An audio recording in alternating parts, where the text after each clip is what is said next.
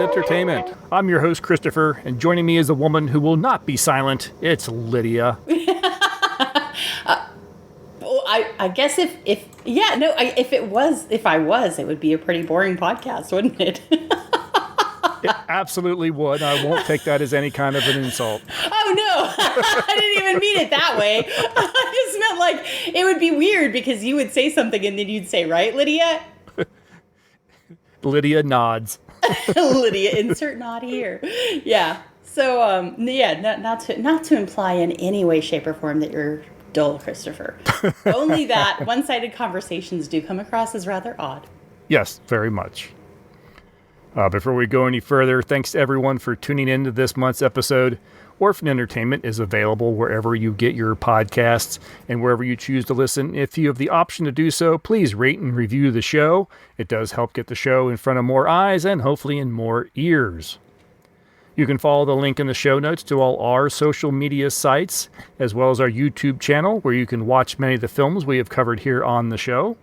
And if you'd like to email us with any comments, suggestions, or feedback on this or any episode, please type or record a message and send it to orphanedentertainment@gmail.com. Let's listen to an Ellery Queen 1-minute mystery and a promo for another podcast. And when we return, we will give voice to the silent drama, Beau Geste. Ellery Queen's Minute Mysteries.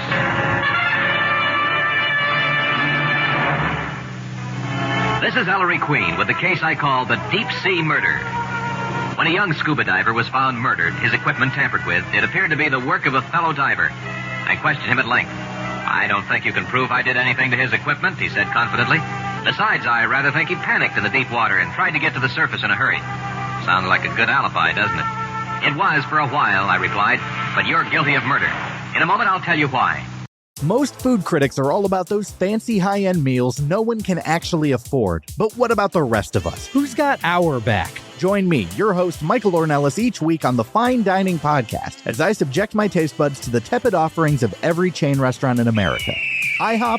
Done. Cracker Barrel? Without a doubt. P.F. Chang's? You bet I've been there too. It's my mission to find the ultimate mediocre dining experience, because who said mid can't be midnificent? It's not fancy dining, but it's fine dining. Check out the Fine Dining Podcast wherever you prefer to listen. In the case of the deep sea murder, the suspect knew you cannot surface quickly from a deep dive. His statement that the victim tried to get to the surface in a hurry proved his guilt. He shouldn't have made that statement. He hasn't made many more either. Listen again to Ellery Queen's Minute Mysteries. Beau Geste is a 1926 silent film directed by Herbert Brennan, and it is based on the 1924 novel by the same name written by P.C. Wren. The film stars Ronald Colman and some actors we've seen before on the show, albeit a little later in their careers, including Neil Hamilton, The Devil's Hand, and William Powell, who we just watched last month in The Green Murder Case. I'm honestly not sure if I knew he was in this film. I don't think I did either. I think I just recognized Beau Geste and said, oh yeah, I saw that one. Thinking, of course, of the Gary Cooper one, which is not this one. No. Also appearing as Ralph Forbes, Alice Joyce, and Noah Berry, who I thought we had seen before, but I cannot confirm it. The film opens with a mystery as Major Beaujolais leads a French Foreign Legion battalion to Fort Zindermouth. There he finds what appears to be soldiers manning the walls, but upon closer inspection he realizes they're all dead. His trumpeter, Digby Geste, volunteers to scale the wall to unlock the gate. After 15 minutes, however, the gate remains locked and there's no word from Digby. The Major climbs the wall himself. There he finds the dead commandant with a note clutched in his hands addressed to Scotland Yard proclaiming that the writer was the sole thief of the Blue Water Sapphire from Lady Patricia Brandon. The Major opens the gate and returns to his troops. Returning to the fort, he discovers the commandant and the body closest to him has disappeared. He decides the battalion will camp at the nearby oasis and investigate the fort in the morning, but soon the fort is mysteriously set ablaze. Flashback 15 years to Kent, England, we meet 3 young Geste brothers, Michael, Beau Geste, Digby, and John. They live with their aunt, Lady Brandon, and their cousin, Isabel. Lady Brandon struggles to afford to care for the boys and to school them, with her absent husband using all the estate's funds, but she's promised her brother to do so.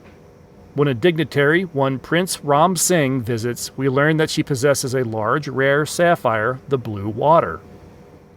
We jump forward a number of years to when the 3 boys are now adults. A telegram arrives from Lady Brandon's husband that he must have the Blue Water to sell. As the family gather to gaze on the stone, the lights suddenly go out, and when they return, the sapphire is gone. No one will admit to taking it. Lady Brandon wants the stone returned by morning, or she will be very disappointed to learn that one of the boys is just a common thief. By morning, Beau has left a note with Digby that he took the jewel. Digby then leaves a note with John that it was he who stole it and leaves. John follows suit by telling his cousin Isabel that it was him and also runs off. The 3 boys end up reuniting as they individually join the French Foreign Legion, inspired by the tales of their aunt's legionnaire friend, then Captain Beau Geste, that they were told as children. Another soldier, Boldini, overhears them joking about the theft of the jewel and starts a series of events that threaten the men's lives and sends them on separate journeys fraught with danger. A little bit on our star. Ronald Colman was British-born and started his career on stage and in silent films in his home country. He immigrated to the United States in 1920 and began touring in the stage productions The Dauntless Three and The East is West. Director Henry King saw Colman on stage and hired him to star in the 1923 film The White Sister opposite Lillian Gish. He soon left the stage and began primarily work in film.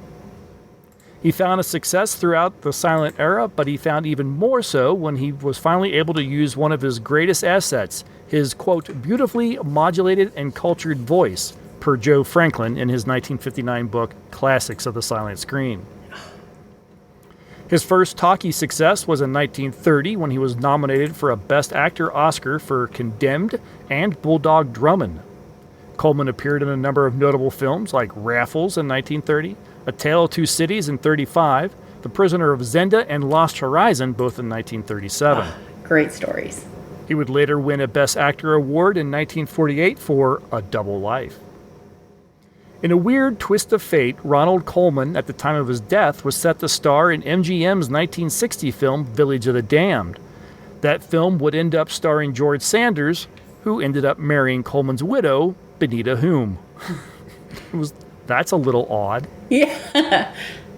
The desert scenes of this film were going to be filmed in Algeria, but the Rif War, a conflict between Spain and the Berber tribes of nearby Morocco, made it too difficult to travel there. So instead, the deserts outside of Burlingame, California, and Yuma, Arizona stood in for the Sahara. And also a little bit of trivia, the remake of this film that came, about a decade later or so? Yeah. Used the same Yuma, Arizona location.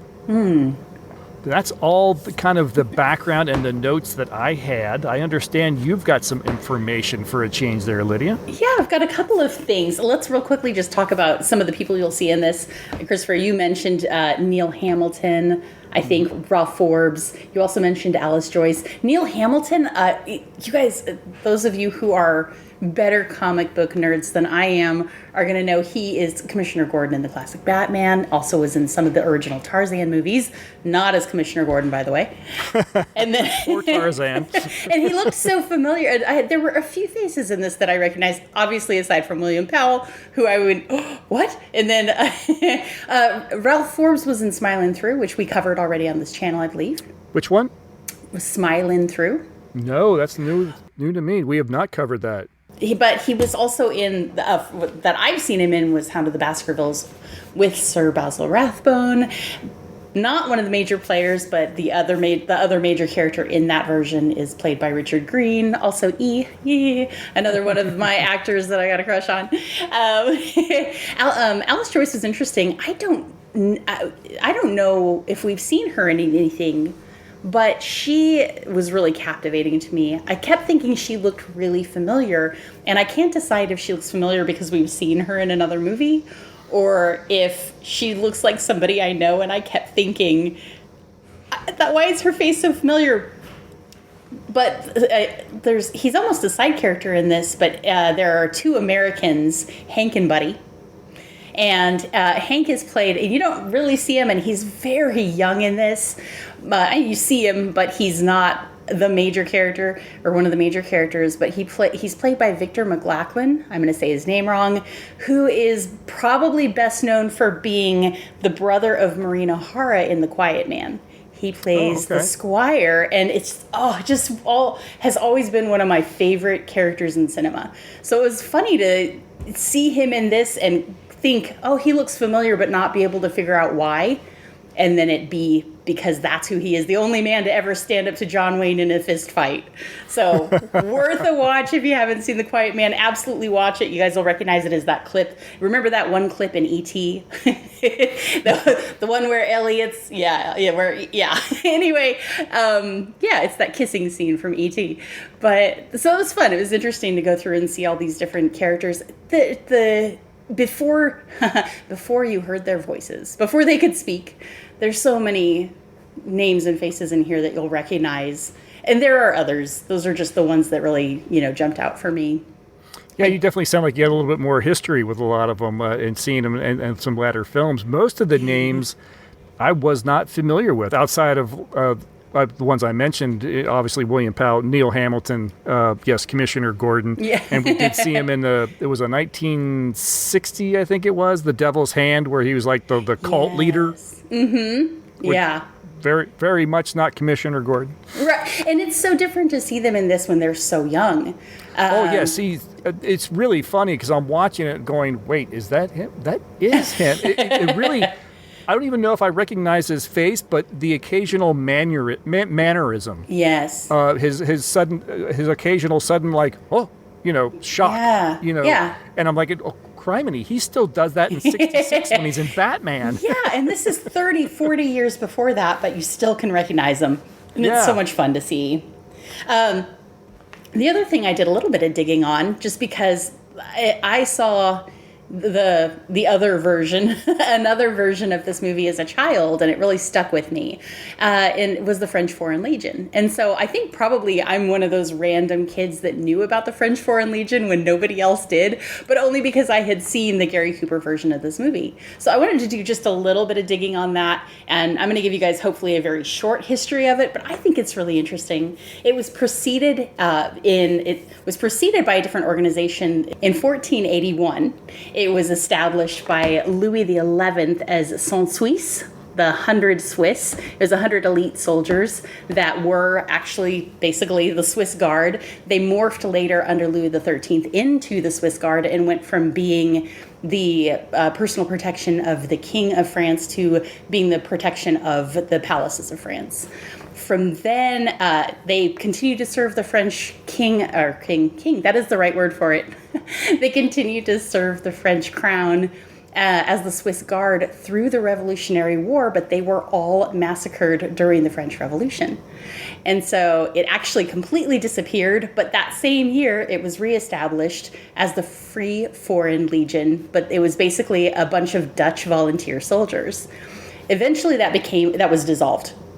When Napoleon came into power, after, of course, the royals were pushed out, there was Napoleon's army, also comprised primarily of foreigners, and reminded me of Dumbledore's army, but a bit different.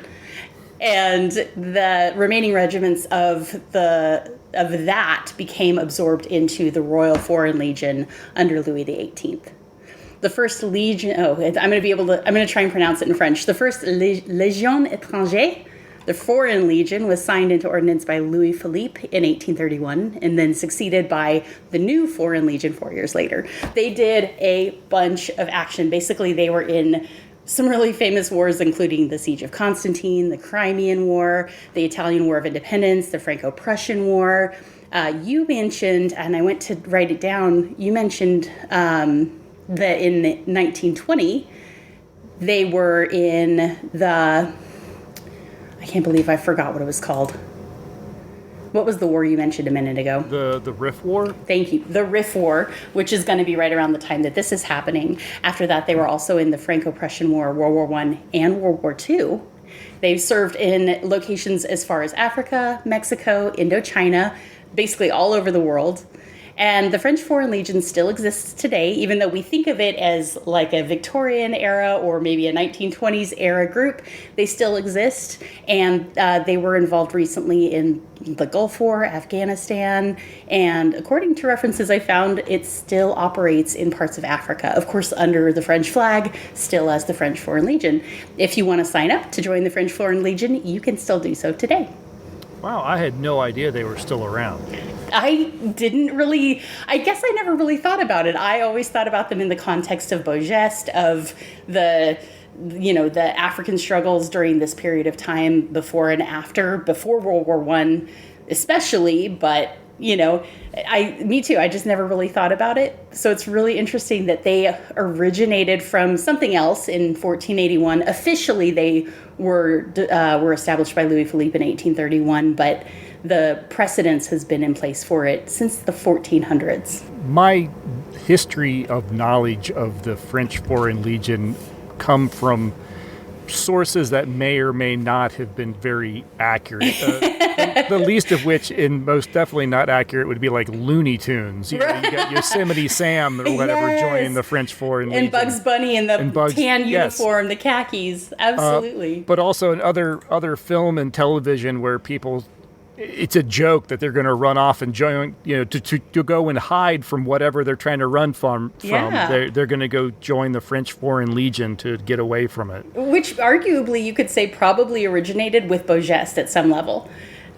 If you want to find out more about the French Foreign Legion, I found quite a bit out on a website. It's foreignlegion.info. If you guys are really curious about it, I recommend going there. They have lots of resources, including a whole segment on today in the French Foreign Legion. So you can go through all of the different centuries and today's date and see everything that happened on today's date, 100 years ago and 50 years ago. It's kind of interesting. A lot of information there. But I thought it was just interesting to find out a little bit more about it.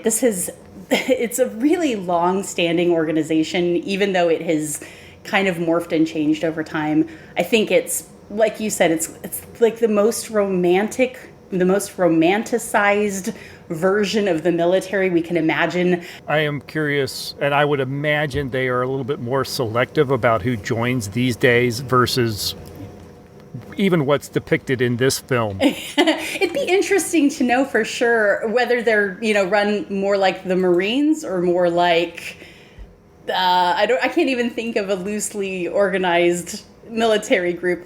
Certainly not one I want to mention on our podcast. There are some I could mention, but I value my life and you're going to get someone upset. Yes. Yeah. So yeah, let's not talk about that. But yeah, as far as I'm aware, you can still join up. So they actually even have a link on how to join on that website I mentioned. Oh wow, interesting. So if anyone's looking for an escape, if you need out of the country, but yeah, they're any, like you would imagine any regular military group at this point would appear. Uniforms, tanks, guns. Back then, it was more horses, uniforms, guns, not camels, so many tanks, camels. a lot of sand back then. Lots and lots of sand. Yeah, thank you. That's very interesting. Yeah, they are still operating in parts of Africa, so you could still run away to Africa and join the French Foreign Legion. Oh, wow. Maybe not in that order. But let's talk about this film now, and then we can talk a little bit more about the Legion in the film and everything. This is a truly silent film. Many of the films, silent films that we've covered in the past, at least 2 or 3 of them, have had inserts of sound of talking or singing in the case of the jazz singer. If you go and search to watch this film, you can find it in many places. Most of the prints I discovered are really poor, and almost all of them have been given an awful musical score. Many of the ones I saw and I was listening just briefly, and it sounded like 2-bit video game, turned classical music or something. It was not good. I was finding some kind of, piano music, like, where they feed the thing in and the piano would play it on its own. Sure. I was finding a little bit of that. And I'm curious to know if you found one that you felt like had a really, like, strong musical track that you were able to watch real easily. I did. I found one. It was on YouTube, and it's actually a really tremendous looking print. The person who posted it, he himself went and kind of recomposed what he claims to be like the original score to the film. But I will have a link in the show notes to his channel and his version, because it is a remarkable, very clean, and the music is fantastic. That is the one I watched as well. Everything you're describing, I know from hearing what you're saying, it's the same one. And I totally agree. I went through and tried to listen to tried to watch a couple of others just to see out of curiosity. I read the same kind of disclaimer at the beginning saying that it was, my understanding is it was taken from the original score, and it's, I think, exceptional to the point where I forgot from time to time that I was watching a silent film. There are a couple of sound cues, gunshots, things like that. Not a whole lot, but a couple that really grab your attention. It kept me engaged the whole time. So I'm super happy that exists, and I'm really pleased that I was able to watch it. I also recommend anybody that's looking for it, go to the show notes and take a look, because it is definitely an improvement over a lot of the prints that you'll see. And if anyone's curious, if they don't want to follow the link, Silent Movie Fan is the channel on YouTube. So you go there and then search for Beau Geste, and you'll find it there. It's remarkable. It's just it made this a much nicer experience than I think we'd have otherwise with all the other versions that I was coming across. I think realistically, it's probably much better sound than you would have gotten at the time when this was released. Typically, you would have had one or two people, maybe somebody playing a piano, maybe you'd get, somebody with a violin or a fiddle out there. So it's not, I don't think it's very likely that it's the genuine experience, quote unquote, that you would expect to get at that time, but it makes the watching the film really nice. And even without the sound, it's a really good clean print, like you said. It's a lot easier to see a lot of what goes on. And in this movie, that matters. There is some decent acting in this movie. Oh no, very much. Now, I mentioned how this film opens, that it opens with the Legion, the battalion coming across this fort, and then all the men, manning the walls are dead, and you really start thinking this is going to be like some weird supernatural mystery. I mean, it starts out really heading down that direction, especially when bodies start disappearing. Mm-hmm. Yeah. That all gets explained towards the end of the film, but yeah, the film starts very interesting. It's not what you're expecting, and then it goes off into a couple different directions pretty quickly. And that feels really weird when you're watching it the first time. You start off following Beaujolais and his regiment, and something happens, and then it's like hard cut. Let's go back 15 years. And that seems like a weird way to tell this story, but that actually follows the book. You can find the book of several different places. Obviously, it's technically out of copyright at this point, I believe. But unlike the Green Murder Mystery, which we mentioned last month, which is based on a book as well, this book, Beau Geste, actually it starts off strong, and it's very interesting read. So if you want to compare it to the source material, this is a book that actually I am in the process of getting a copy of. I'm really looking forward to reading it. I've started on the first chapter, and it does seem to follow that pattern. The first 2 chapters are like, it's kind of that Kipling-esque or Lost Horizon-esque kind of telling, saying, oh yeah, I ran into a man and he told me this story, and then it goes into the story. So it's kind of a tale within a tale. It does that in the book, and it does it within the movie. So we go back in time 15 years. We discovered, the film tells about the 3 brothers whose bond, the bond between brothers is stronger than anything, according to this film. Yeah, definitely stronger than the love between a man and a woman, which will ebb and flow, according to the quote at the beginning. And we get to see the 3 boys and their cousin Isabel playing war with sailing ships on a small pond Yeah, with explosives. with explosives and live fire. Like you did back in the day.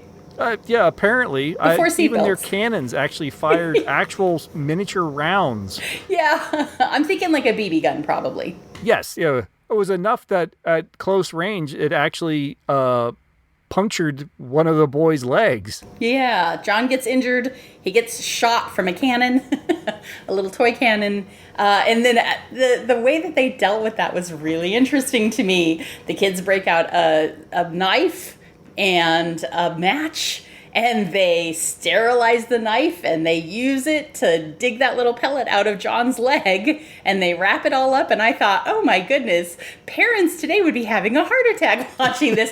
To me, I'm going, wow, those kids know a lot of first aid. This is really impressive. But Yeah, it's good that if you're out there playing with fire and live ammunition, that you know some first aid. I'm glad that they're well-rounded.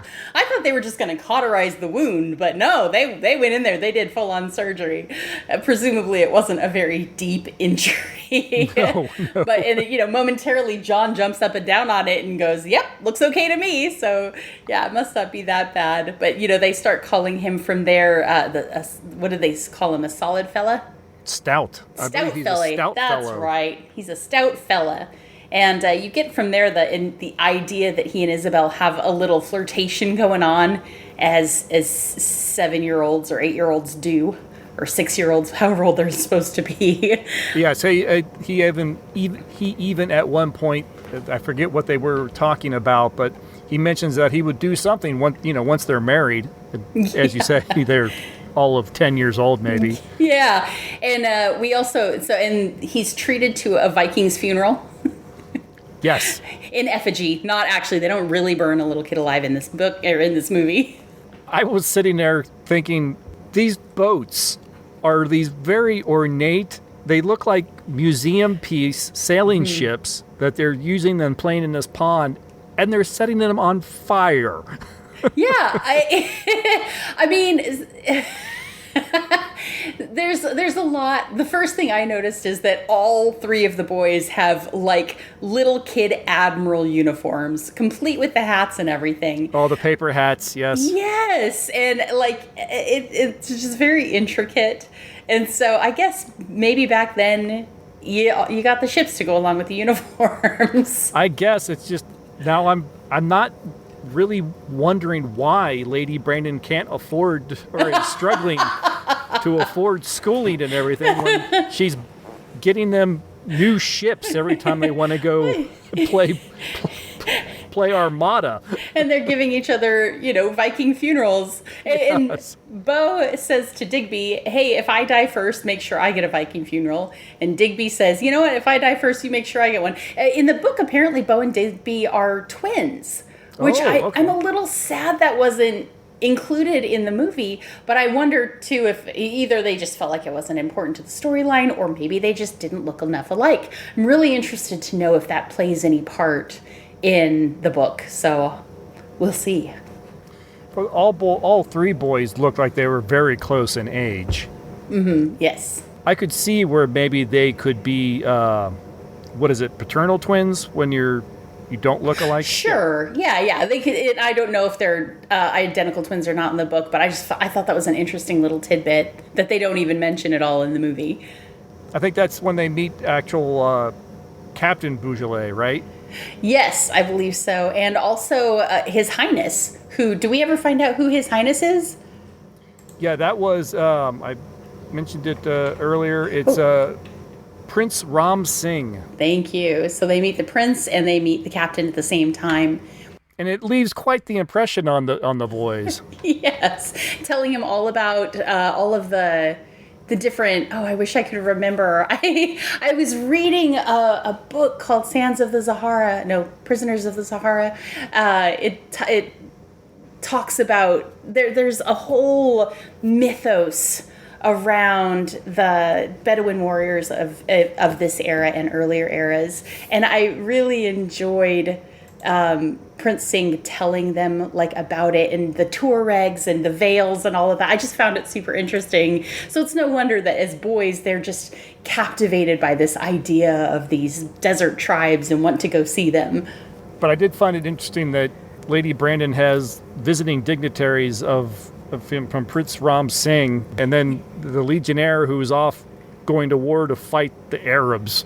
Well, I kind of see that as well. So without giving anything away, we later find out Ram Singh is there for a good reason.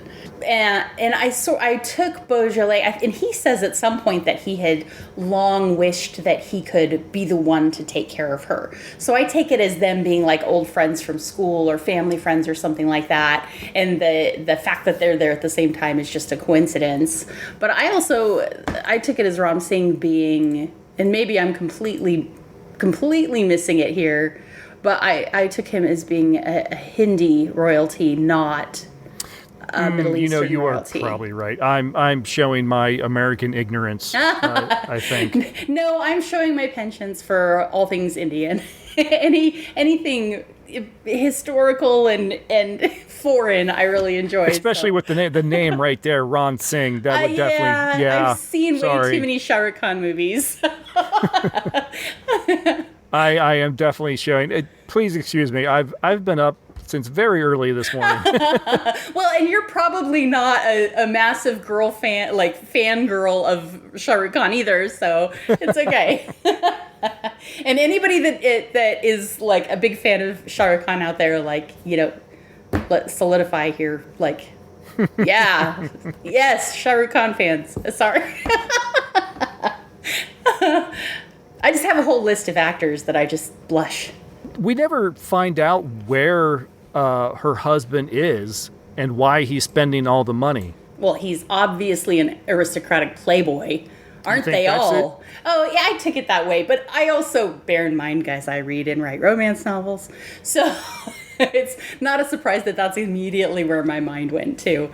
Yeah, I took that as she has brought on, the book specifies it, I think the movie does too, she's taking care of her sister's 3 sons and her husband's niece. And so here she's agreed to take in all these kids. Now I can extrapolate, maybe they weren't able to have their own children, and so she just decided, I'm going to bring all the kids here, and he was like, oh, you can't give me kids, I'm going to just go off on my own. Or maybe he was a playboy from the beginning. I would be very interested to know if the book specifies, but I think you're right. The movie, we're just left to our own devices to guess. But yes, this 1-2 punch between the prince and the captain definitely leaves an impression on the 3 boys.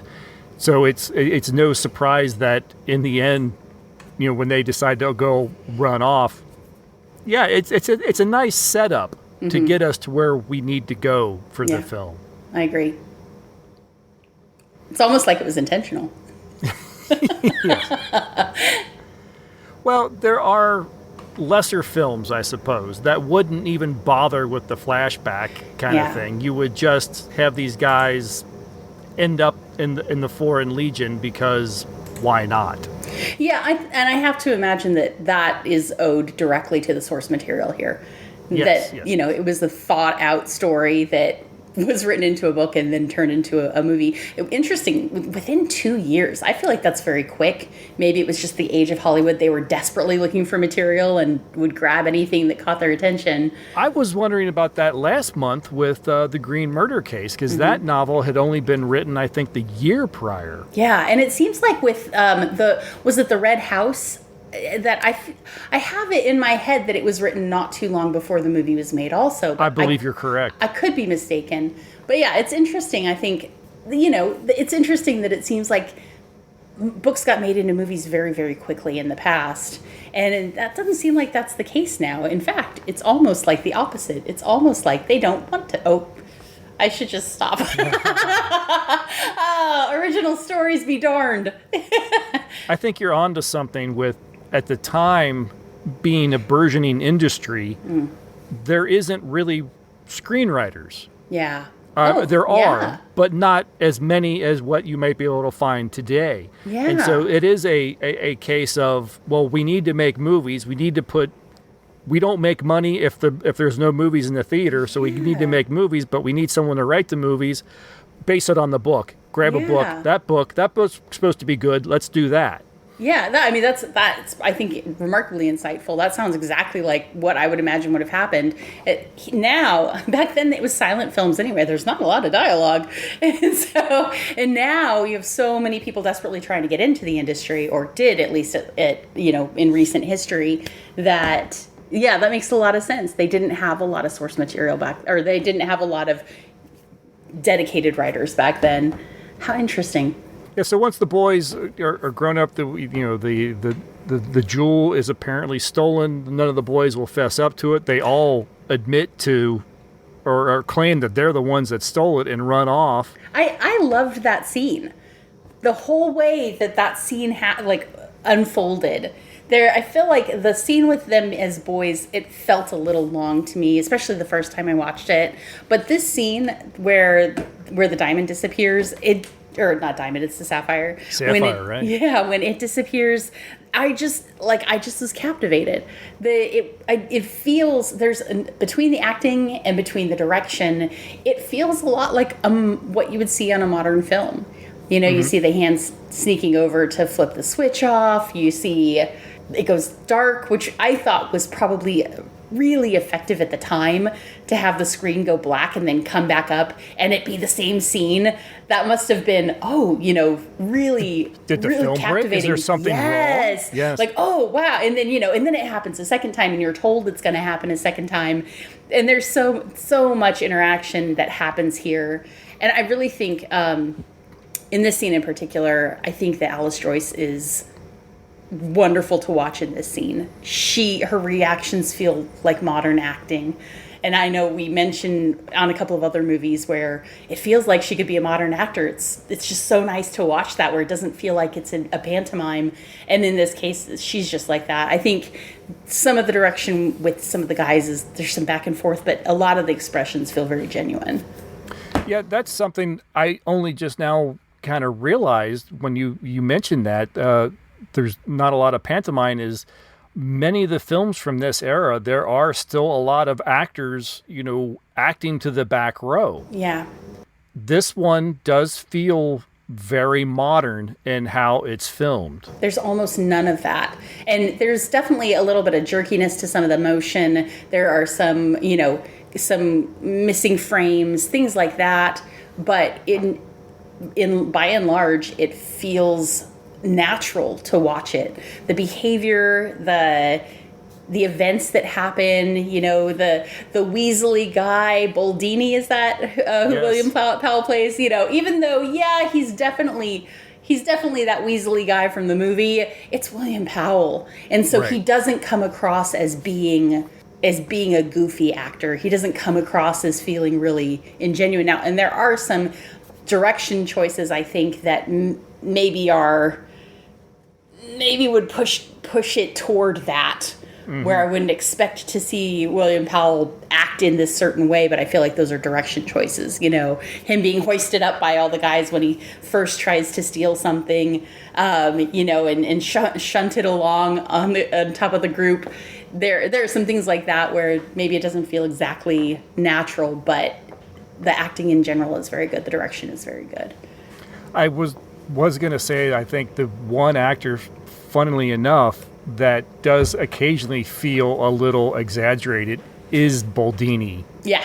Is and William he's Powell. supposed to be. Yeah, I think so. But Yeah. he is the one where he's hiding behind on the other side of the wall, and he's practically twirling a mustache. Yes, and a mustache that they actually give him a mustache, like a very pronounced. He's supposed to be a sketchy Italian con artist, or at least pretending to be a sketchy Italian con artist. Mm-hmm.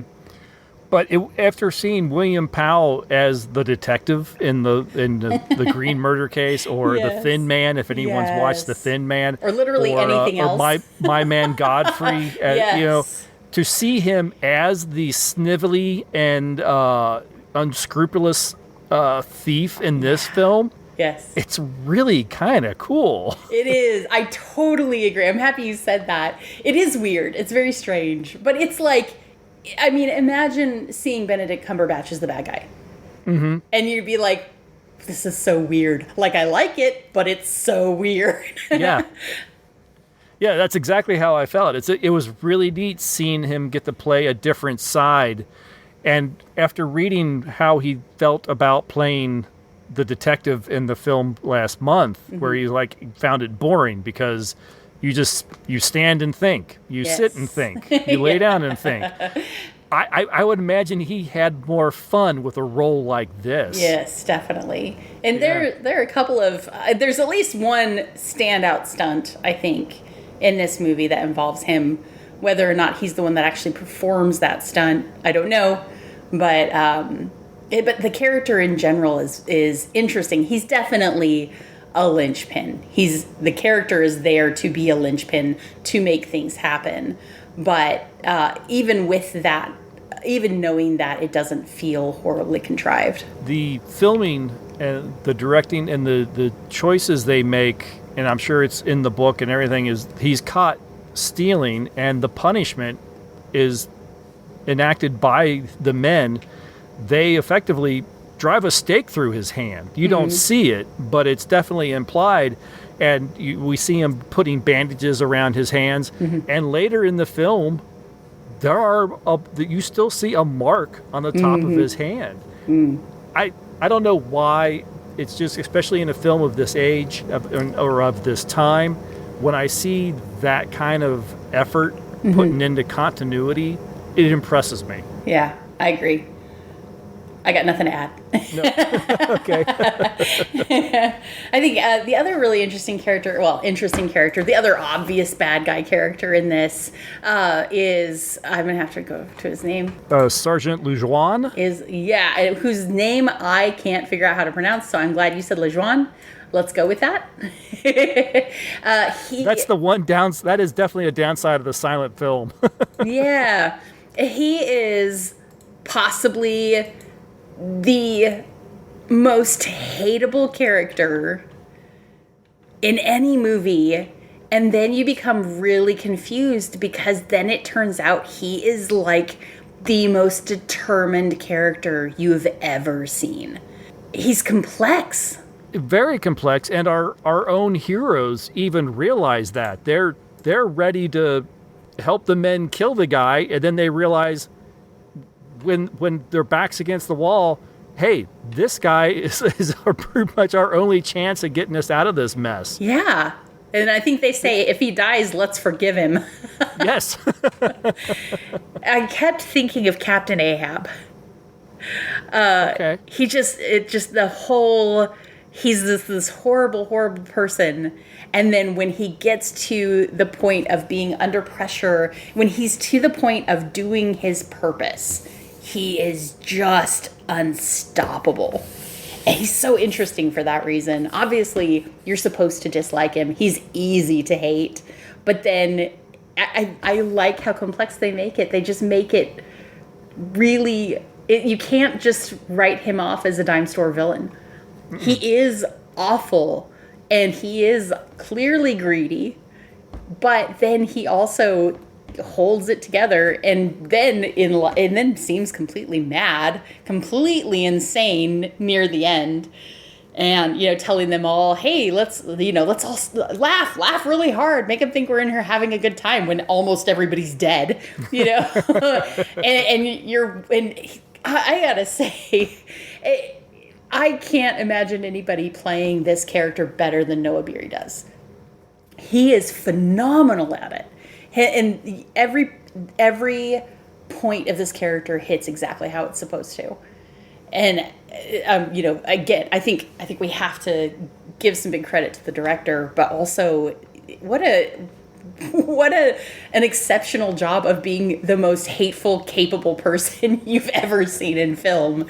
He just is. He's awful, but then you're also like, wow, but he also holds it together when everything's going wrong, or holds it together in a sort of insane way anyway. Yeah. No, there are, I don't know if there's any character in this film where you just feel like, well, that's cookie cutter. Mm-hmm. Everyone has got their moment. Everyone has their moments throughout this film. There's some great moments when the one brother's being kind of effectively terrorized by the by the sergeant, and the other brother wants to go help, and the third brother's got his Holding arm back. locked and like just let it go. Yeah. Don't cause trouble. Yeah. It's fascinating. I think they're all exceptional. So, I think what other real highlights of this movie do we want to talk about? Maybe the fact, I mean, they went to a desert anyway, outside of Arizona or California, and they did a remarkable job making you feel like you were on the other side of the world. Yes, absolutely. The fort, there was no moment where you felt like you could just look just to the left of that screen and see LA or something. Or even film trailers. Yeah. I never thought of that the whole time watching this. And it's hard not to think of that kind of thing once you've been doing this kind of thing for a little while. If you studied film at any point in college and they made a point of ruining movies for you, then it's really easy to think, oh, just off screen there's this, or just off set there's that. But in this movie, I never even thought about it. And the set of the fort, and then the fact that they actually burned the thing down at the end. Mm-hmm. I hope they get the shot. Did they really burn it at the end of the...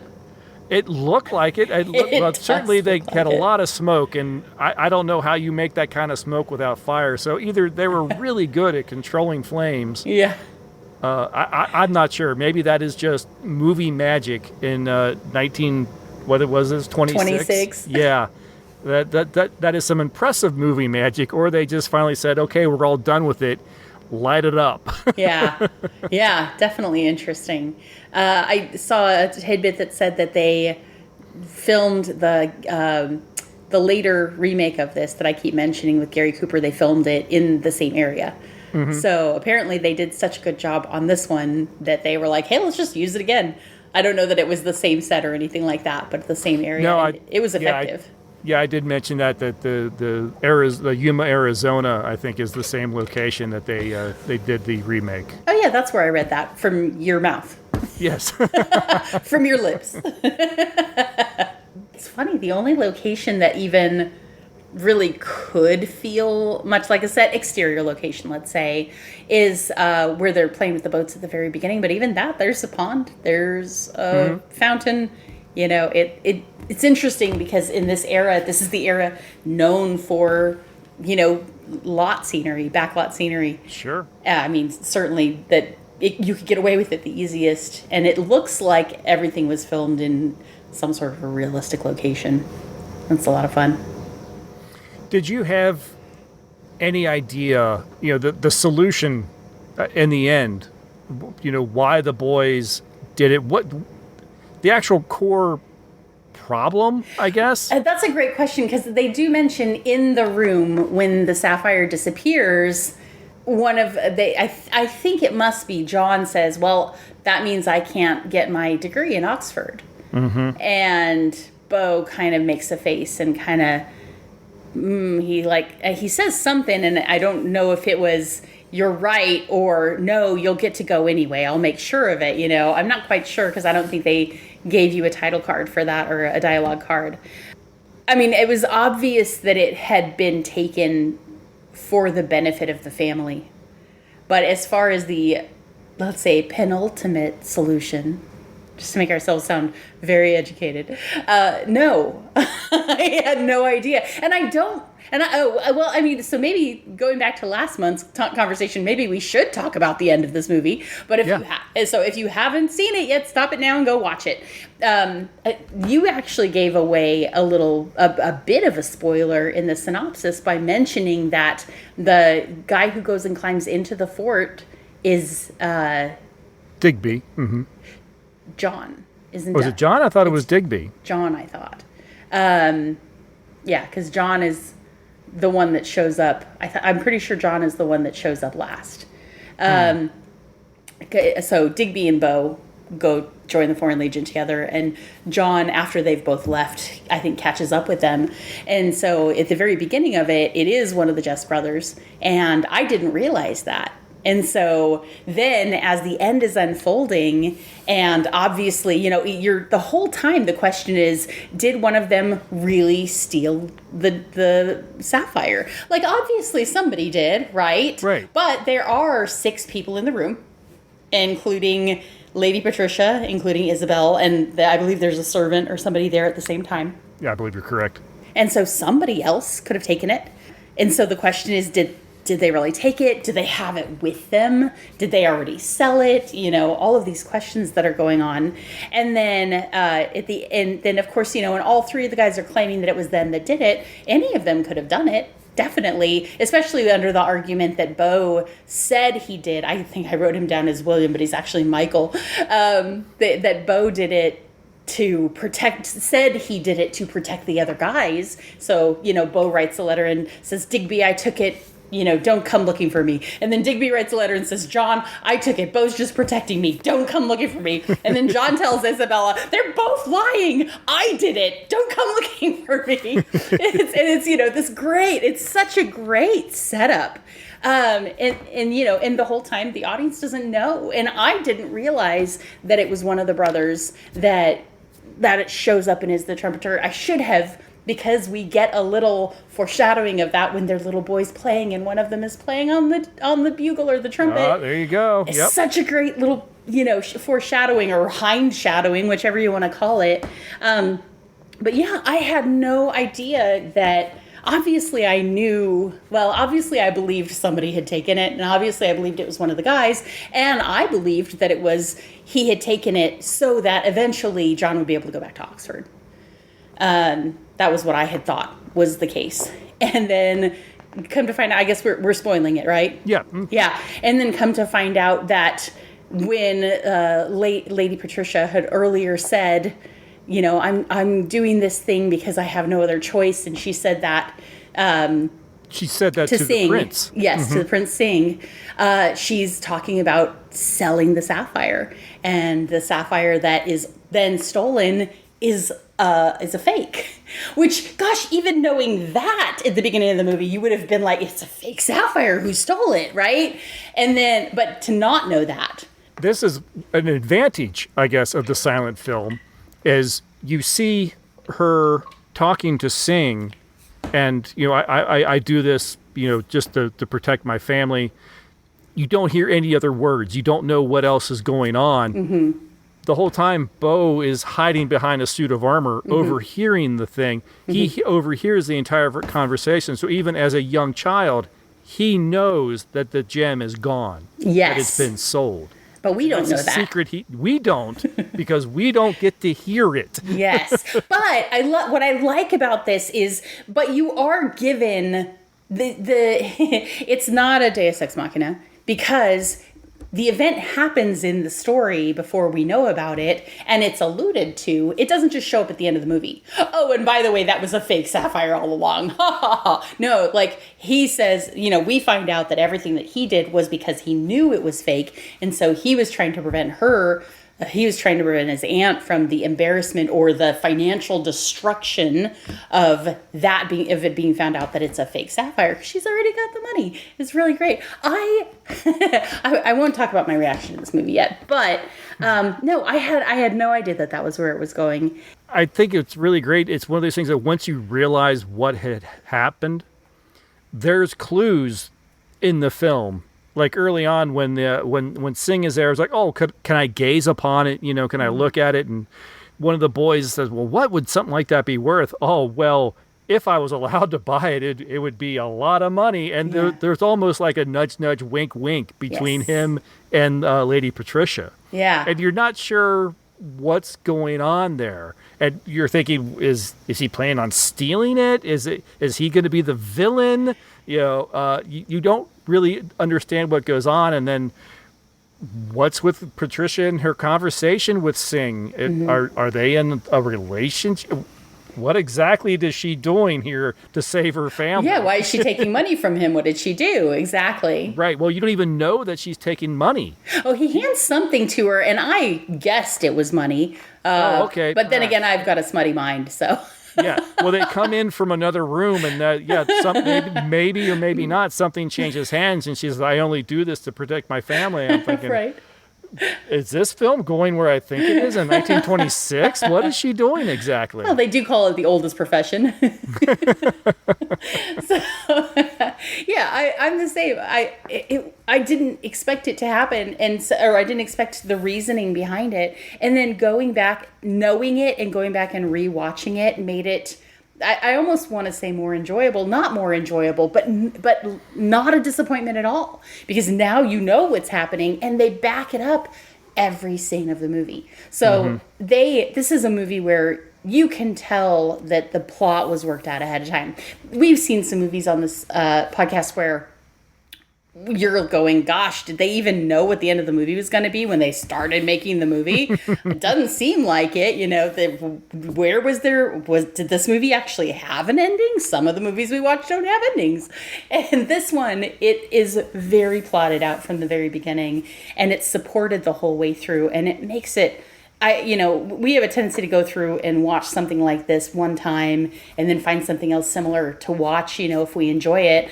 But this is a movie that it really bears going back and watching it a second time, because then you're in on the joke, you're in on the backstory, and you get to see all of the ways that they support everything that happened in this movie. And I suspect, I have a strong feeling this is one of those movies that the more you go back and watch it, the more things you notice about it. I've mentioned The Lady Eve from time to time is like that. I feel like this is probably one of those movies too. And when you start to realize, somebody does this here. Oh yeah, Boldini winks at him and has him do this or that. I think there probably are mannerisms and things like that you pick up over time, or over rewatching, that would make it maybe a little bit sweeter to watch again and again. Mm-hmm. So do you want to go ahead and wrap this up and put a rating on it then? Yeah, absolutely. Let's do that. Okay, go ahead. You were kind of on a tear there, so I'll let you go first. Yeah, so this is interesting. I think I have to think about it in the context of when this movie was made.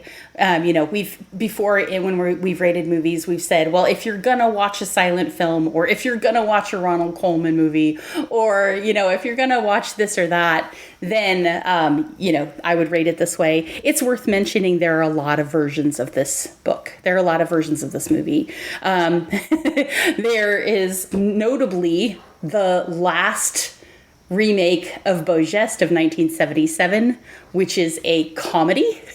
Oh. And it has, I can't think of the name right now. Somebody's shouting it right at me. One of my listeners is shouting, Marty Feldman.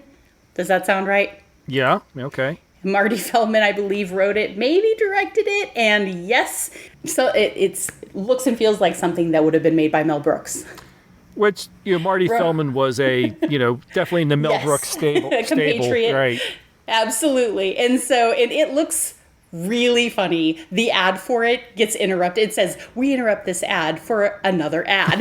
And it goes into a camel salesman thing, like the whole spiel. I haven't seen it. It looks hilarious. I hope to find it. There are, of course, a lot of serious makes of this story, and there are a lot of spin-offs of the story. Christopher, you mentioned Looney Tunes.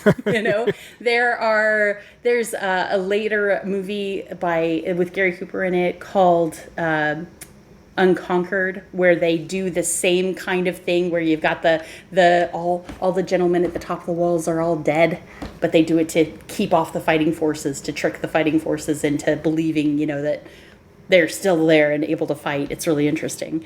There are a lot of instances of this movie, and there are, I'm sure, very good instances. There's at least one made-for-TV instance of it, which was interesting to see, I think 1983. And of course, there's a book of it. Frankly, yeah, if you get the chance to read the book, if you like classic literature, read it. If you've read Lost Horizon, if you haven't read Lost Horizon, read Lost Horizon. If you have read Lost Horizon, read Beau Geste. This version of this movie with these actors and this director in this setting is as close as you can get to a perfect movie in this era. It is so good. Interestingly, it is not a romance.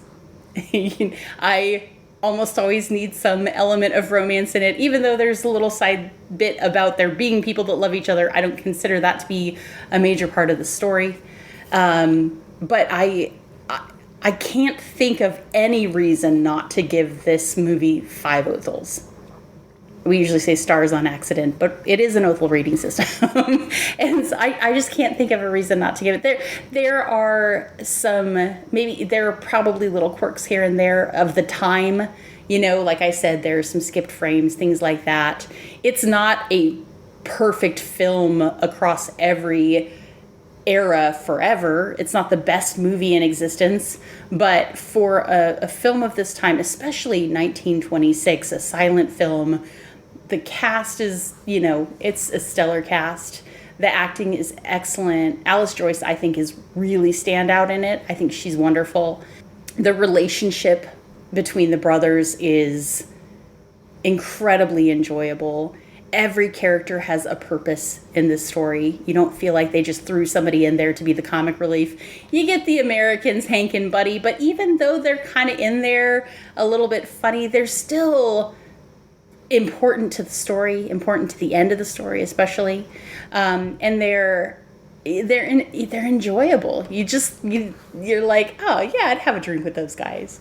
So yeah, I have to give this movie 5 Othels. I think if you're going to watch a silent movie, especially with the remarkable composition by Silent Movie Fan and the quality of this film that's on that channel, I 100% recommend it. I think this is a 5. I think it's hard to find, aside from Safety Last with Harold Lloyd, which is a comedy and therefore completely different than this movie.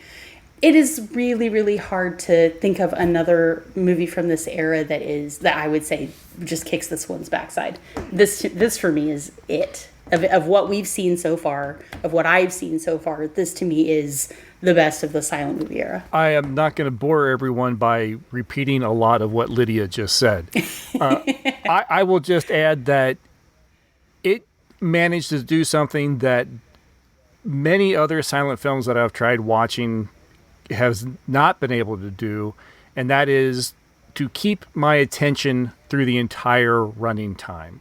At no point did I feel like, oh, I'm going to look at my phone and, oh, did I miss something? Oh, well, none of that. I was riveted to the screen because I wanted to see, I didn't want to miss any moment. I didn't want to miss any title cards that came up.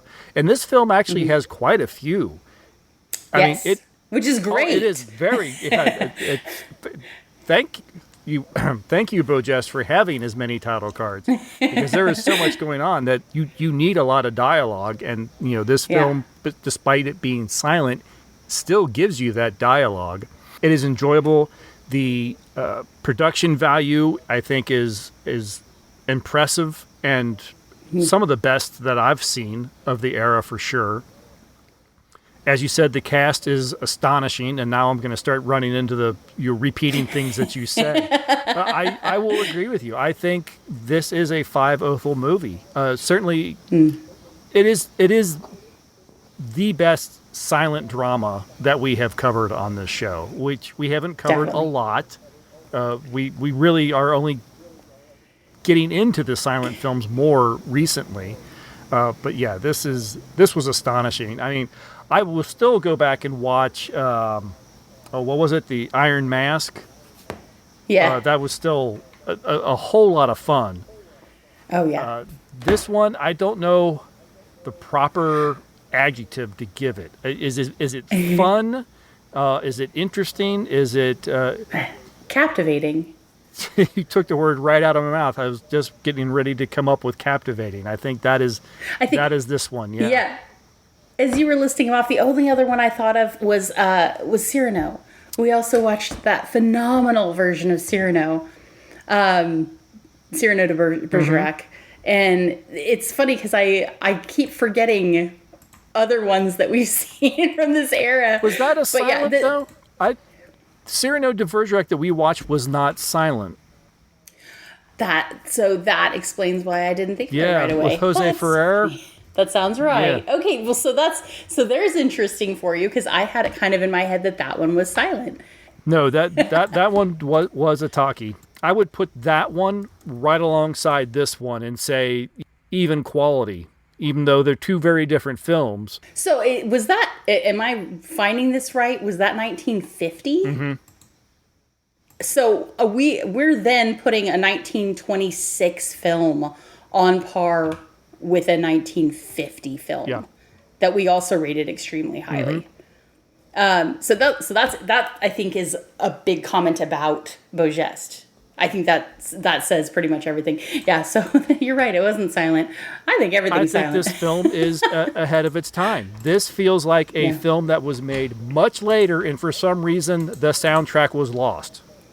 Which is great. I love that it wasn't, because it tells me that there was this level of quality at that time. Yeah. And who knows how many movies are no longer available that existed at this level.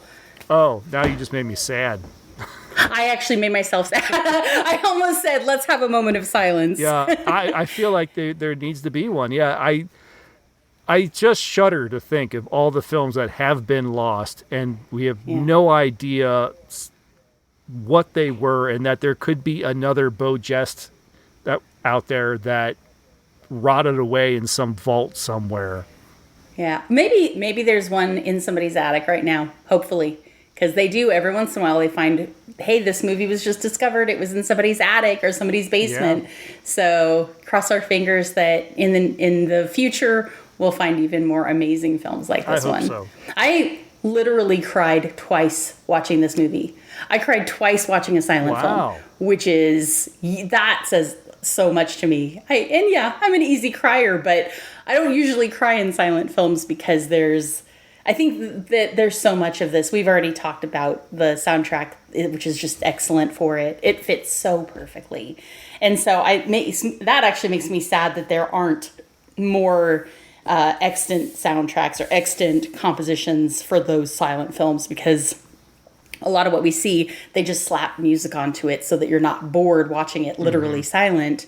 But if this is a legitimate example of the type of composition that was provided at the time when these movies were being released in theater, they're phenomenal. They're so much better than we think they were, because the music and, whatever sound effects were timed for the movie. And it makes it a completely different experience than just slapping an organ grinder soundtrack onto it. It just is a completely different experience. Yep. I hope somebody will go back and do this same thing for more silent movies. This is the first film I've seen on Silent Movie Fans' YouTube channel, and it makes me really interested to go and see more and see if they've done the same thing with other films. Yeah, no, absolutely. I have not had a chance to explore the other videos on his films. I don't know if there's all that many, but if he does put this kind of effort into a film, I wouldn't expect there to be a lot. Yeah. By the way, this episode is not sponsored. Both of us ran across the same very good version of this movie. And so, in case you guys are going, are they starting to pick up sponsorships? No, we're not. Not that we're not open to them, but this is just genuinely somebody worked really hard on this, did an exceptional job, and credit where credit is due. Absolutely. All right, well, that will do it for Beau Geste. If you guys have gone and watched the film, please write us. Let us know what you think of the film, orphanedentertainment@gmail.com, or comment on any of the social media sites. Lydia, thank you so much. Always a pleasure, and this one was even more so. It makes me want to go watch more Ronald Colman films, because it looks like there are a number of his movies, even, as old as this, that are really highly rated on some different sites. So I'm excited and of course we've seen him in other things. I've seen him in other things, but it makes it worth it to go look for more. All right, that's going to do it, everybody. Thank you very much for listening. We'll be back in a month. Until then, take care. Bye. Bye. We'll be back for Halloween.